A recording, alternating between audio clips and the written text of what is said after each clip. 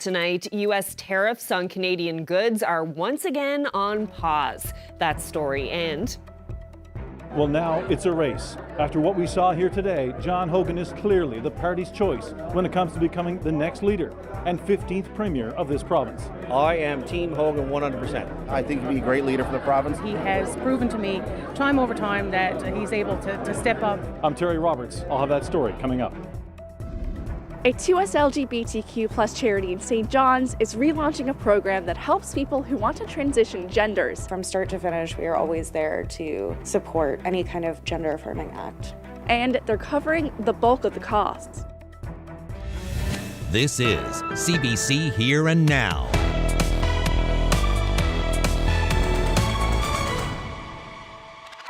Good evening and welcome to Here and Now. We begin tonight with an update on the trade war between the United States and Canada.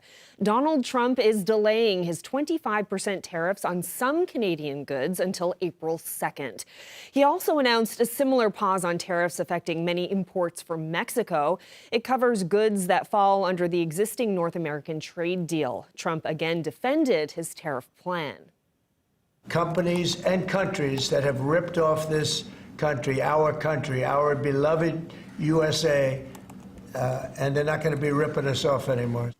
The White House will still impose a 10% levy on potash that U.S. farmers import from Canada. It's another change in the punishing tariffs Trump announced Tuesday after previously delaying them by a month. His actions have caused financial markets to sink and spread fear of economic fallout from a trade war. And despite this one-month reprieve, the provincial government continues to look for trade partners outside of the United States, including in Europe. Premier Andrew Furey and Deputy Premier Siobhan Cody will travel to the UK this week, where they will meet with senior government officials and business leaders to discuss trade. We're meeting with some other companies that buy from Newfoundland and Labrador, or could potentially even increase what they buy from Newfoundland and Labrador. So again, it's really to do two things. One is that kind of mission to mission. How do we ensure Newfoundland products are being sold in the stores and available in the United Kingdom? But also what other things, so pursuing what other things we can do with the United Kingdom. So I can use this as an example. The United Kingdom currently gets its oil from Norway, but they also get some oil from Venezuela and Angola. Maybe they can get it from Newfoundland and Labrador. So pursuing opportunities as well as a mission to mission.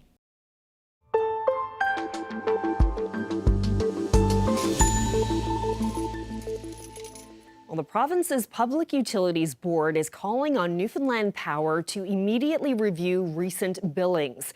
That's after a significant number of complaints. A statement from the PUB this afternoon says many Newfoundland Power customers have raised concerns over recent high bills. The Utility Board is now asking Newfoundland Power to review the accuracy of meter readings and customer usage. The PUB also wants Newfoundland Power to outline the measures it currently uses to make sure billings are correct. The board says Newfoundland Power must do this immediately and report back to the PUB by March 21st. The PUB is also asking the Fortis-owned company to offer flexibility for customers to pay back higher bills and to step up its communication with customers. Now to some political news. There's another John in the running for this province's top political post. MHA John Abbott announced he's going for the Liberal leadership earlier this week, and today John Hogan formally declared that he is also putting his name in the hat. Here Now's Terry Roberts reports. The faces in the crowd made it clear. The contest to replace Premier Andrew Furey is open to any Liberal who can come up with the cash and fulfill the nomination requirements. But when it comes to the party machinery, Windsor Lake MHA John Hogan is the chosen one. About half of the 22-member Liberal caucus was in attendance this morning as Hogan announced his candidacy to become party leader and next Premier of Newfoundland and Labrador. With my experience and calm and steady hand. There was a cast of current and former senior political staffers, many of whom have been key Furey advisors, and some influential party organizers. I am Team Hogan 100%. Some MHAs were high on Hogan's leadership aspirations. I believe John Hogan is the guy for the job right now. I see a lot of great vision, and I think he'd be a great leader for the province. Others are weighing their options. John's a great friend. He's going to do good for us. We've got other good candidates, so we're playing the field. I am waiting till I see what the field is completely, and then I'll make up my mind and throw my support behind the best candidate. I'm ready to take the wheel. With the support of his young family and a lot of encouragement from his elected colleagues, Hogan said he's ready to lead the Liberal government into the upcoming general election. But if he wins, don't expect a dramatic change in the province's political posture. From the threat over tariffs to health care and a new Churchill River energy deal, Hogan plans to stay the course. We need to continue what this government has done over the past few years under Premier Fury's leadership. Hogan is a city lawyer. To win, he'll have to connect with small-town Newfoundland and Labrador. That strategy began during Hogan's introduction. He always tries his best to find a solution and recognizes the unique challenges that I face in a rural community, and he never leaves me hanging. Hogan's event was lively, a time-honored political event, in stark contrast to John Abbott's announcement on Tuesday, with only a handful of supporters. So it's shaping up to be a replay of the 2020 leadership race when Abbott, the outsider with limited party support, faced Andrew Fury with the party machine at his side. Hogan ran Fury's campaign back then. This time it's Hogan in the spotlight, and he's not taking anything for granted. This will be a good leadership race. At the end of the day, whoever wins, I think we're all there to support each other. So now it's a two-person race. MHA Bernard Davis bowed out today, and Labrador MP Yvonne Jones will declare her intentions on Friday. Terry Roberts, CBC News, St. John's. Well, the province's Auditor General issued a word of warning last week about how government spends money, especially when it comes to financial incentives for doctors and nurses. And the news that millions of dollars are spent on healthcare bonuses is getting mixed reactions. The CBC's Elizabeth Whitten reports.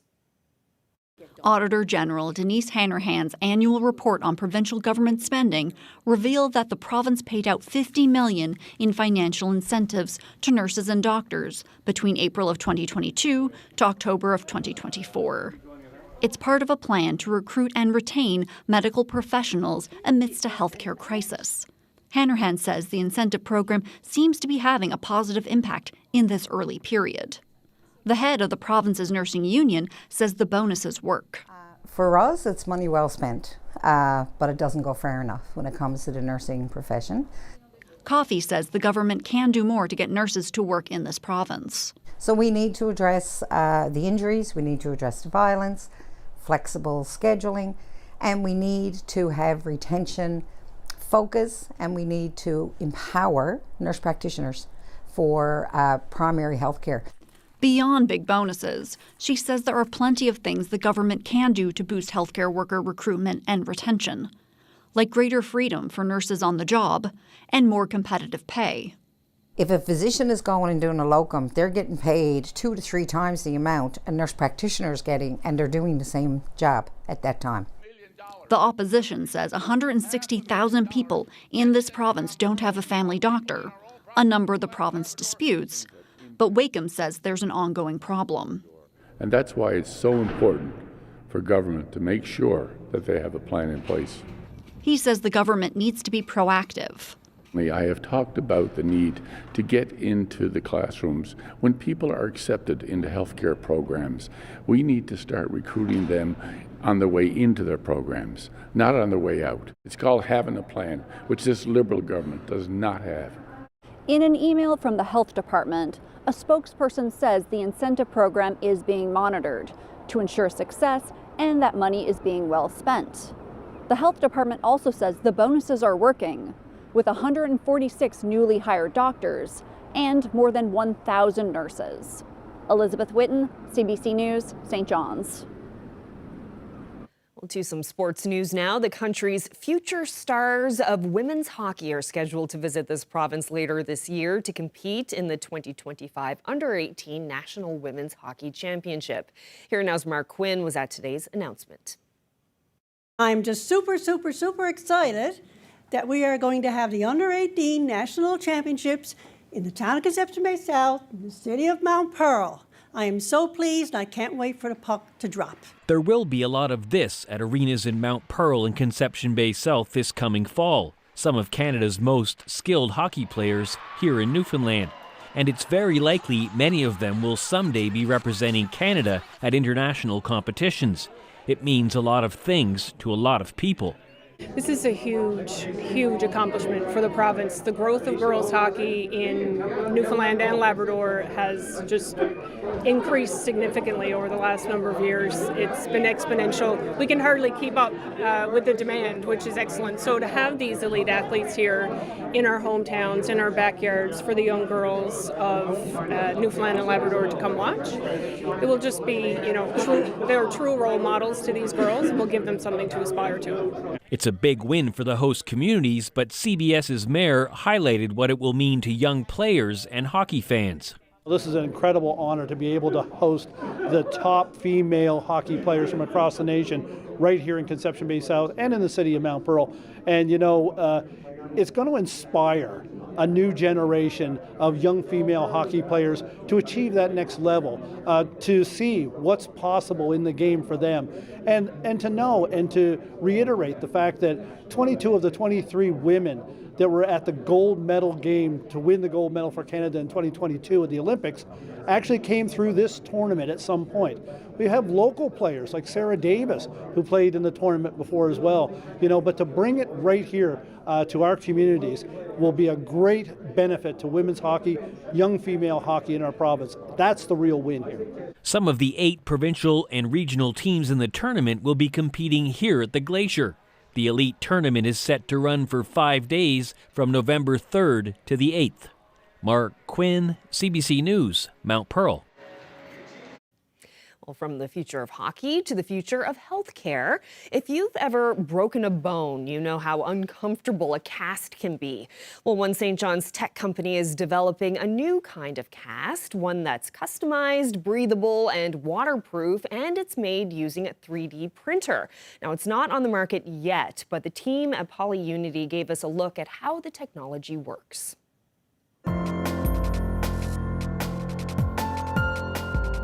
PolyUnity was founded by 3 medical students, one including myself, out of Memorial University. Back in 2018, we had a vision to bring the power of 3D printing to healthcare and wanted to grow that straight from Newfoundland and Labrador. We know that there's rural places all over the province, and we had done rotations into these towns, and things look different when you get over the overpass sometimes. And we wanted to think about a way that we could use advanced technologies like 3D printing to solve problems out in the periphery. We actually got our start in medical simulations. So this was designing things that you could practice procedures on. But then it moved into vaccine vial trays, which was to put the actual vaccines that were going to be distributed all across Newfoundland and Labrador into a standardized way and get them to the communities quicker. That opened Pandora's box of what was possible because we moved from medical simulations into real medical equipment. We get healthcare users inside of our software. They can see all of the products we have developed. They can inform us on how to better build them and request new and novel innovations. One of the things that is gaining a lot of steam in the industry right now is custom casting and splinting. You can actually map a full 3D object with an iPhone, and it captures all of the surface details that you need.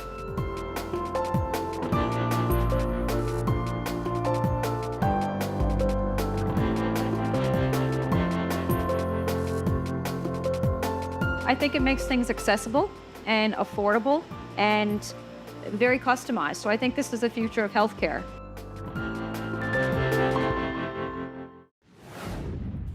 Oh, we've got a lot of weather on the way across the province, an area of low pressure bringing a couple of fronts with it, some warm air, and then eventually some snow as we head throughout the weekend. Let's take a look at the weather on the way headlines. Essentially, what will happen is we've got a lot of freezing rain on the way for parts of Labrador, particularly the Upper Lake Melville area, and then towards the coast. Heavy rain, the story across the island. A number of rainfall warnings are in place again for tomorrow. Some windy conditions as well. And then we've got that colder air moving in for the weekend. Snow possible for a good chunk of the province. I'll break it all down for you coming up a little later.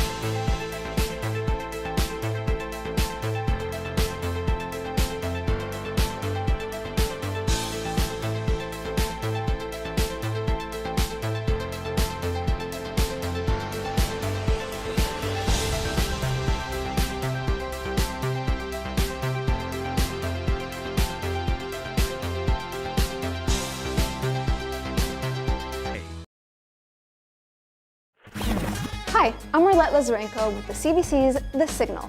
March 8th is International Women's Day, and we want to celebrate the special woman in your life. She doesn't have to be a CEO or extraordinary in her career. She is extraordinary to you every single day.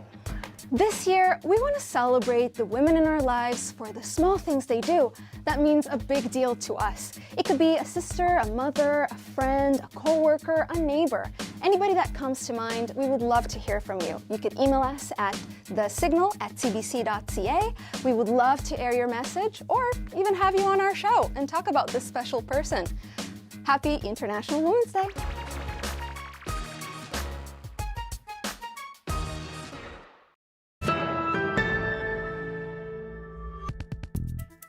One LGBTQ nonprofit organization in St. John's is relaunching a program that helps people who want to transition genders, and it's covering some of the costs that come with that. Here and Now's Maddie Ryan has that story. Every transgender person's journey is unique. Some people may want to change their names, and some people may want to get gender-affirming surgery to look more masculine or feminine. St. John's charity Quadrangle says making those decisions isn't always easy, so their Trans Navigator program is there to help. From start to finish, we are always there to support any kind of gender-affirming act. Toronto-based Sonor Foundation helps them cover the cost of any legal document changes, which can cost upwards of $100. Changing your name and changing your gender markers is probably the most impactful thing that an individual can do. And those things are as easy as going onto the government website and looking for the forms to do that and then just submitting them. That's actually one thing that we can help with here at Quadrangle, because part of our Trans Navigation program is we provide the cost associated with all of those. The program also provides a range of gender-affirming gear, like a binder, which is a piece of underclothing that looks like a tank top. Some of them are just designed to go around the chest and tighten the chest to flatten the breasts so that people can't see them, so people wouldn't clock someone as being assigned female at birth. Family doctors in Newfoundland and Labrador can offer hormone replacement therapy to aid medical transitions, but many other procedures like surgeries aren't available here. Even though MCP might cover the cost, the local trans community here says that makes things complicated. There are an immense array of costs involved in being trans. Every province varies in terms of what is publicly funded and what isn't. A lot of the supports that are available elsewhere in the country are not available here or are not publicly funded here. And we already have such serious problems with underemployment and unemployment and poverty in this province that it's all just exacerbates. Rollman says it's a difficult time for the community as U.S. President Donald Trump has made executive orders that restrict transgender people's ability to travel and compete in women's sports. Seeing the rise of bigotry and the rise of hate, I think there's been a real response from the trans and queer community in both coming together. Well, to some curling news now. Team Guju has won its way into the playoff round of this year's Brier Championship. Wearing the Team Canada colors as the defending champs, the St. John's rink is currently on the ice taking on Team Manitoba. But the foursome from the Remax Centre won last night, ensuring them a spot in the playoffs that get underway tomorrow. Team Guju is looking to win its fourth straight Brier, which is good news for curling fans, as tickets for next year's Brier went on sale today. And that event will be held from February 27th to March 8th, 2026 at the Mary Brown Centre here in St. John's.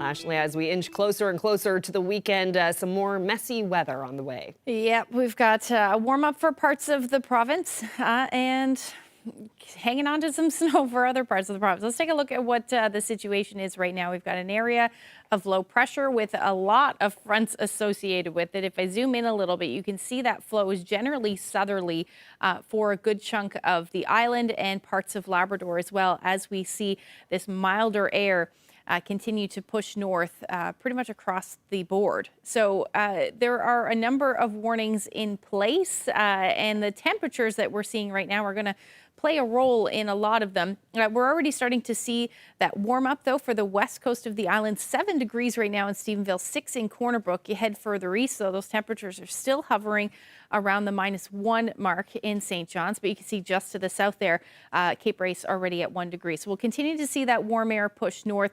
And then we've got much colder air up across Labrador. Happy Valley Goose Bay, you're at -12 right now.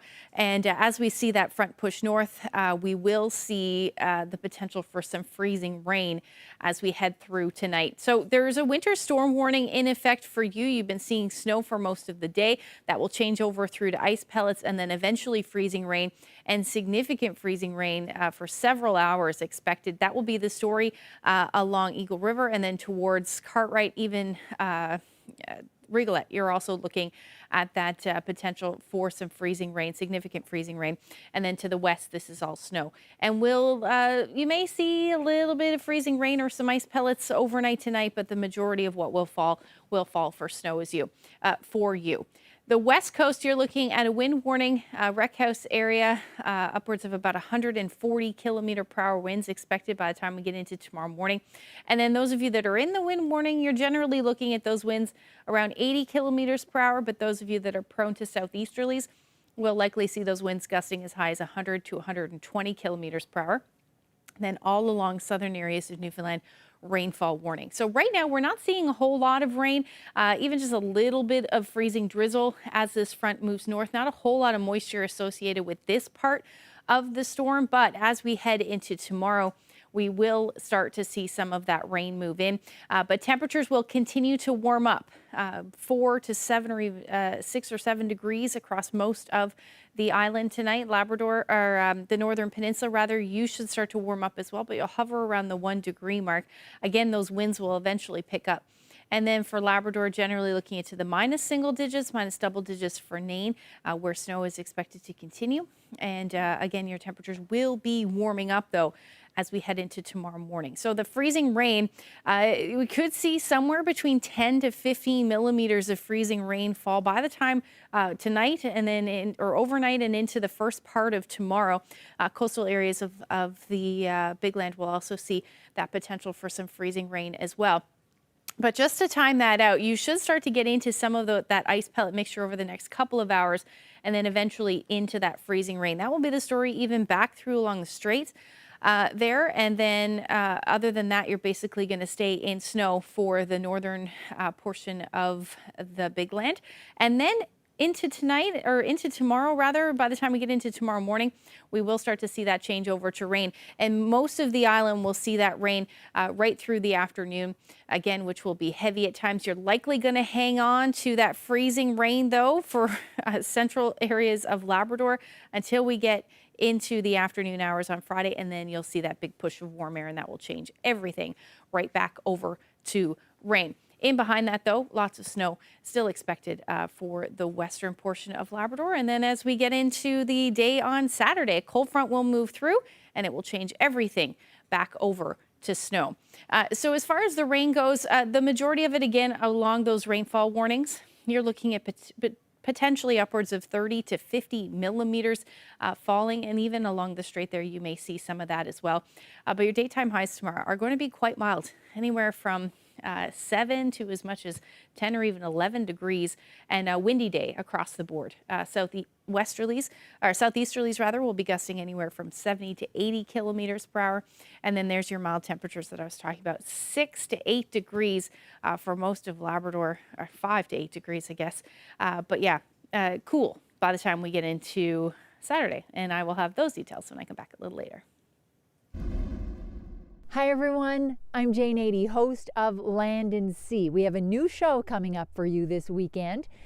We're nearing the end of our 60th season on the air, and we wanted to talk to some of the people who've had the privilege of working on Land and Sea over the years and hear some of their memories from the road.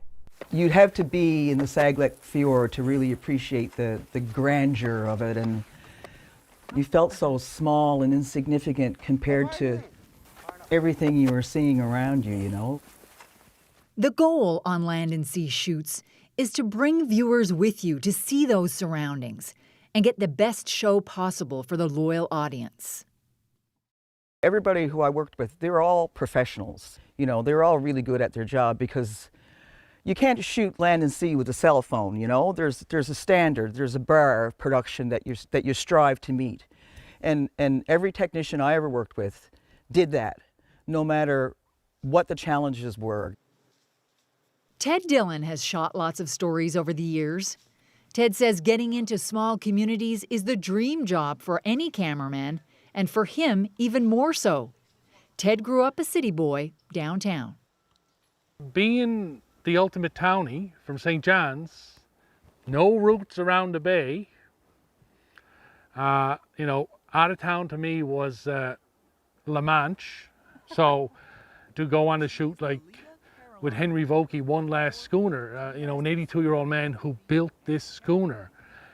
I think Pauline had to tell me what a schooner was. To go to Nain, Labrador in winter and get there and be with the Webb family. And, you know, it was March and it was cold, and that trip in itself was a huge experience. So that's a show we're calling Memories from the Road as we wind down our 60th season on the air. So you can catch that show this Sunday at 11:30. That's 11 o'clock in most of Labrador. If you miss it on Sunday, you can always see it again on Monday right after Here and Now, or you can always watch online on CBC Gem or on CBC Newfoundland and Labrador's YouTube channel. We'll see you this Sunday. I love seeing Teddy Dillon in front of a camera for a change. Well, in other news, Memorial University's Faculty Association wants Premier Andrew Furey to honor his commitment to revisit funding cuts to the post-secondary institution. In 2021, the province began cutting funding to the university, which totaled nearly $70 million in 5 years. Now, the Faculty Association's vice president spoke with our colleagues from the St. John's Morning Show about why there's no alternative to increase funding again. We're not talking about a private sector. It's not that, you know, this money goes into Memorial and nothing comes back to the province. MUN is this province's 4th largest employer, right? That's a huge number. And we see the amount that goes back into the provincial economy back in 2021. That was numbered at around $627 million. It would be more than that now, of course. So we also see that when those cuts are made, we're going to see a ripple effect there. So we're certainly not inclined to be skipping towards a right-sized or downsized university. In those cases, we see very predictably who loses out, right? The privileged folks who have opportunities elsewhere are not going to be the ones feeling that. It's the people of this province and those whose opportunity to pursue post-secondary studies and university studies is reliant on having a good quality educational experience in their home province, and also maintaining the reputation of an institution that has 70,000 or so alumni graduates and voters, I'd add, in this province right now. So we really want to see good and clear work done.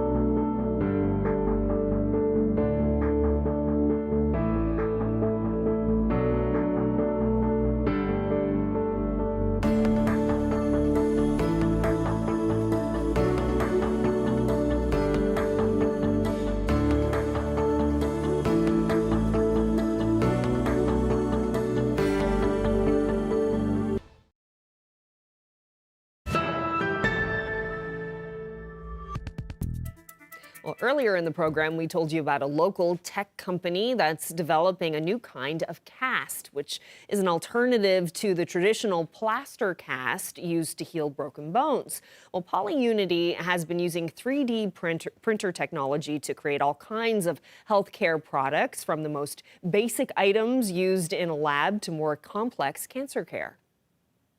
Polyunity was founded by 3 medical students, one including myself, out of Memorial University back in 2018. We had a vision to bring the power of 3D printing to healthcare and wanted to grow that straight from Newfoundland and Labrador. The idea was quite simple at the time. It was to teleport medical equipment. We know that there's rural places all over the province, and we had done rotations into these towns, and things look different when you get over the overpass sometimes. And we wanted to think about a way that we could use advanced technologies like 3D printing to solve problems out in the periphery. At the time, just a little bit of background, is NASA 3D printed something in space. So they had a problem on the International Space Station. They contacted their engineering team on the ground. They designed something and sent it up there. They printed it and fixed the issue. And we thought, why couldn't you do that in Newfoundland and Labrador? It's remote, we have geographical constraints, adverse weather, complicated populations, and if you can do it in space, you could do it to St. Anthony or Labrador or anything like that. So that was the original idea. This is a story that keeps evolving because the technology is changing at such a dramatic pace. I think a good explanation of this is going back to the original 3D printer that I bought. This one was purchased around 2013 or 2014, and this is about as good as you could get from a desktop 3D printer. This was a little finger splint that I kind of managed to pull off, and that took about 12 hours to print, and it was nerve-wracking because it could have failed at any point. But you had to have a bit of a vision to imagine that it could go from this scale and this type of application to the breadth of things that we have today. This covers kind of the bread and butter of what Polyunity does to date. And all of these things that I'm about to show you exist and are being used in some capacity in hospitals today. A quite simple example, but impactful example, is just simply how you hang disinfecting wipes inside of a hospital. So these are brackets that were custom designed for some of the different types of wipes and sanitization equipment. And if you walk around the hospitals here today, you'll see them up on the walls. So that was very simple and solved the problem, is we got to get sanitary equipment where they're needed most, on the walls of the hospital. Laboratory services are probably the area that we have had the biggest uptick to date.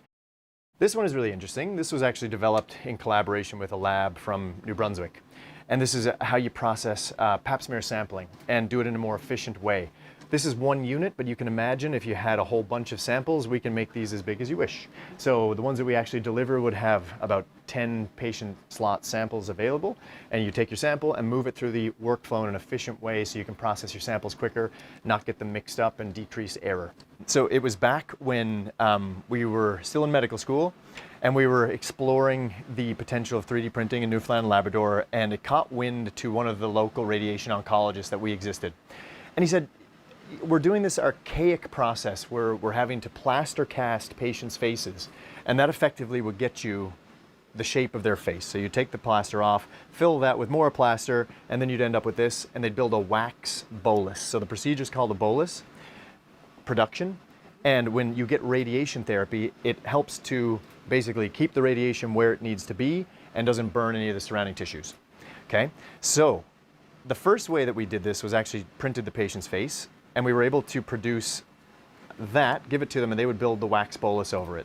This has since matured and gotten a little bit more sophisticated in that we're actually now producing the end result bolus, which is made out of silicone. So this would be accustomed to your anatomy. So if you were getting radiation to an ear or a nose or something that was a little more complicated than just a flat surface, you need that level of customization in order to do the delivery of the radiation appropriately. So again, keeping with the future of 3D printing and customized medicine, one of the things that is gaining a lot of steam in the industry right now is custom casting and splinting. So again, a far cry from this very small finger splint to producing a full-scale custom cast. But this is one of the applications that is gaining a lot of popularity in the world. And what our mission is to find the highest quality, best of class services and deliver them at home. Having had ankle surgery in May, I was not allowed to weight bear on it for 2 months. scanned my limb. Our team was able to produce me an ankle and foot cast.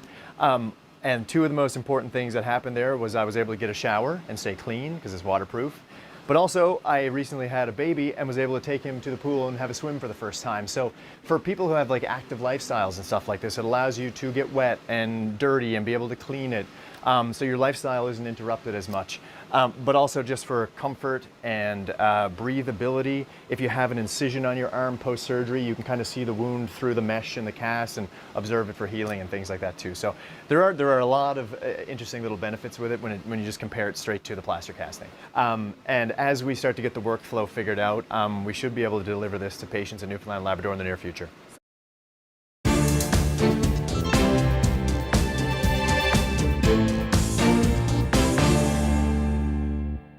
The federal government has reached a deal with the provinces to let alcohol flow more freely across the country. Now, the move is part of a host of changes to improve internal trade. As Olivia Stevanovich reports, the goal is to make Canada's economy more resilient to withstand U.S. tariffs.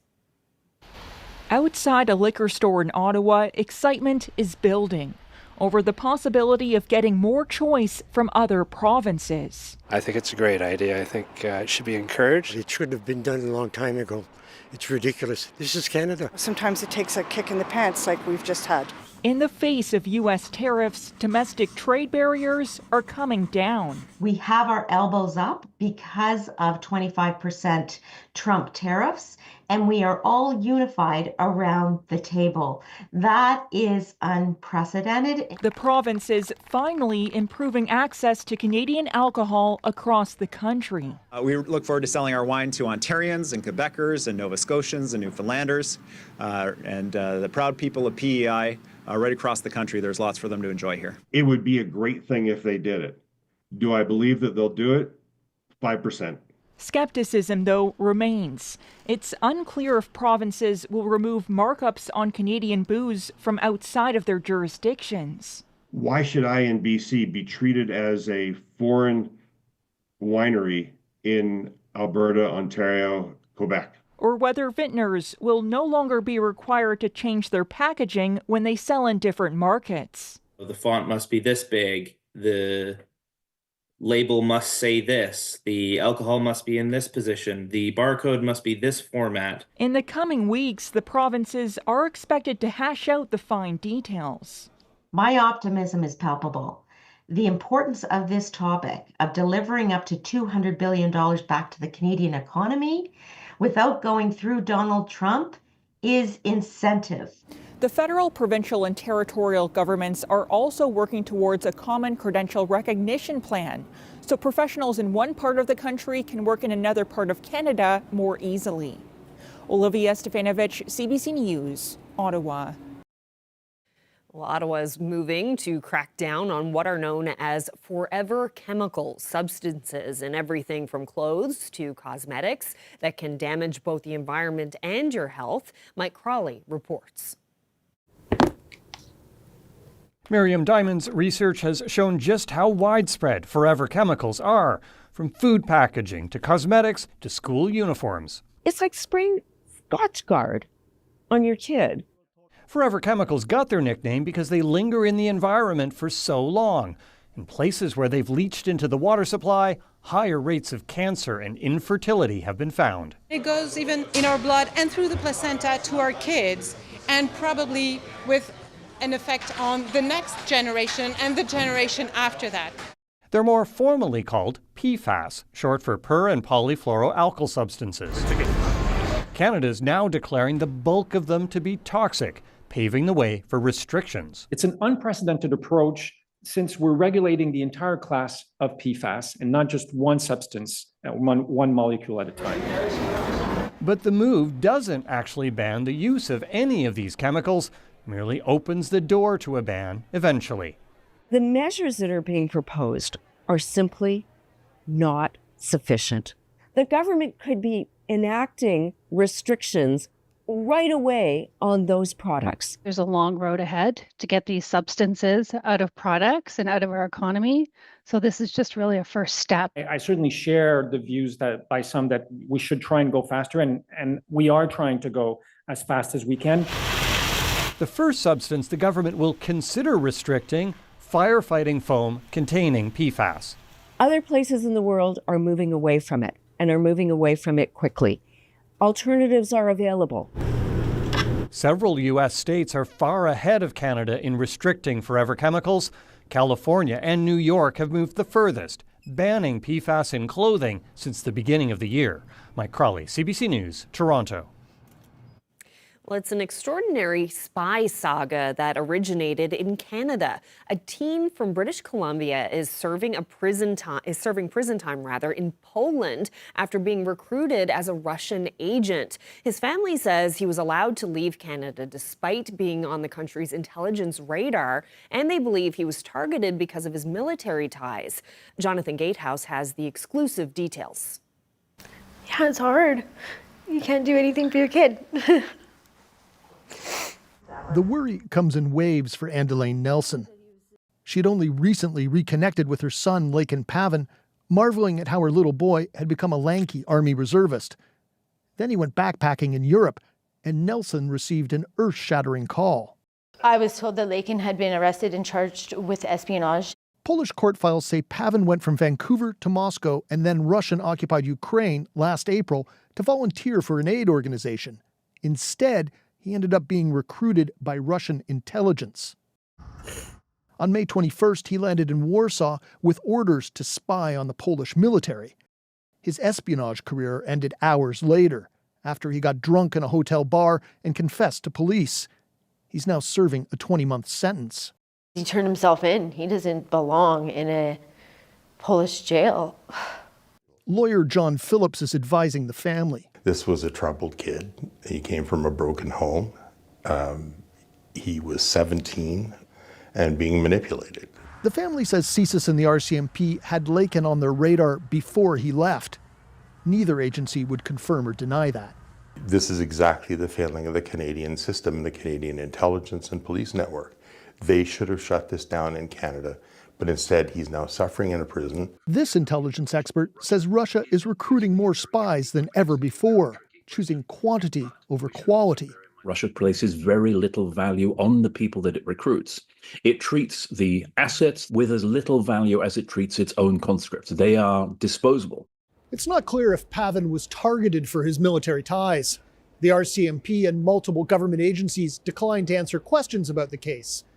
What we do know is Global Affairs is talking to Polish authorities and that his family hopes Laken will be home soon.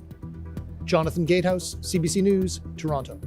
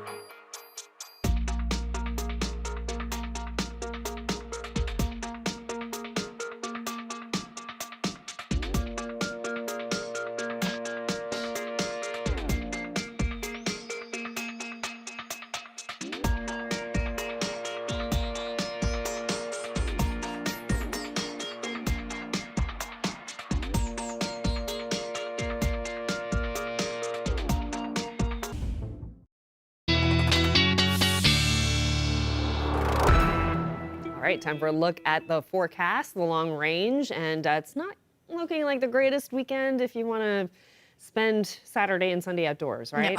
No. You wanna tuck in inside. Yeah. I mean, it won't be, temperatures are going to start to drop, or they're going to drop from where we are, where we will be tomorrow. But yeah, and some snow's on the way. So yeah, it's not great. I guess if you like snow, you can be outside. Yeah. Let's take a look at what's going on.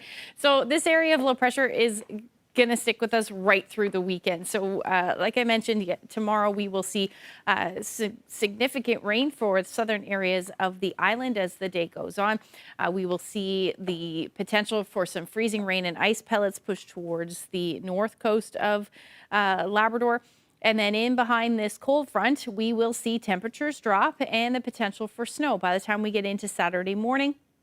That will continue along with some windy conditions pretty much across the board. Now, again, we may get into some mixing as some milder air gets trapped in this area of low pressure. There's certainly the potential for that up across parts of Labrador. But overall, it will be windy and it will be unsettled, and we will be seeing some snow. Temperatures will be somewhere between +1 and +2 for the eastern half of the island, 0 and a little bit below for the western half, and then Labrador, you're really hovering within a couple of degrees of 0 right across the board. So as we head into Sunday, looks like another little shot of snow possible across the Avalon. We may see some sunshine though for at least the first part of the day on Sunday. And then the clouds will move back in. We're also looking at the potential for a few flurries in the mix. And again, overall, Sunday will be unsettled. Still looking at the potential for some flurries or light snow for the west and south coast of the island, and then across Labrador as well. Temperatures will return back down below 0 for most of you, and across the island as well. Again, the eastern half of the island looking at temperatures likely a little bit above 0. And the western half of the island a little bit below 0 as your Sunday afternoon. You're also going to note, though, the good thing about Sunday is that the clocks, we will have an hour later of sunshine as we see those clocks spring forward on Saturday night. Our long-range forecast is showing temperatures back down below 0 by the time we get into the beginning of next week, with the potential for a few flurries in the mix there as well. Again, another warm-up towards the mid to end of next week. And then for central and western Newfoundland, you are also looking at your temperatures moderating a little bit. Overnight lows are still quite chilly, though, minus single digits, the potential for a few flurries. And then up across Labrador, overall, your temperatures will head back down to more seasonable temperatures. And then that will be the story for western Labrador as well, with a chance of a few flurries and daytime highs between -11 and -13. Our weather photo of the day is taken in Natwashish. Take a look. A beautiful photo of some kids enjoying some sliding on a sunny day. Pauline shared this lovely shot with us. And if you have any weather photos that you would like to share with us, do that by sharing them to my Facebook page or emailing them to nlphotos@cbc.ca. Oh, what a gorgeous day to go sliding. Look at that. I bet they're having a blast. The perfect day to go sliding. The sunshine is gorgeous. Thank you so much for that. Right, the clock springing ahead on the weekend. It's time to change the batteries and the smoke detectors and all of that. Carbon monoxide detectors. And that's right. But at least we get an extra hour of when we leave work, it'll be light out. We made it. We're almost there, folks. All right, that's it for us. Thank you so much for watching. Good night.